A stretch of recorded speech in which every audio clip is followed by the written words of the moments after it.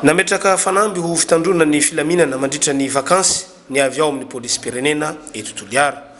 Nisy ny lamina maty-paika hoentina hiatrena izany. Dia maro ny mpanao vakansy tonga eto Toliara amin'izao fotoana zao zany.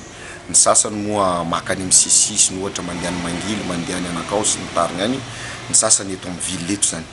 Ka io efa misy fepetra manokana mihitsy zany. Niraisina afahana mitazona an'le fandriam-pahalemana zay misy eto an-tanàna eto.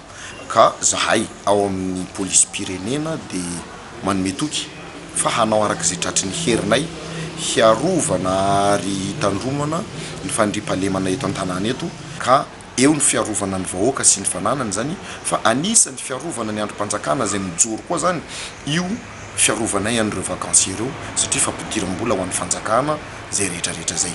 Hitanareo ngamba ny dispositif zay efa mipetrapetraka any fa ny patrouille pédestre misy dia ny patrouille motorisé mandeha tomobile zany misy tsy tapaka manomboka amin'ny 5:00 io mandra-pahatonga ny amin'ny 4 maraina. Afaka matoky arak'izany ireo mpanatanteraka fialan-tsasatra aty amin'ny faritra Tsimondrefana na vahiny izany na teratany malagasy.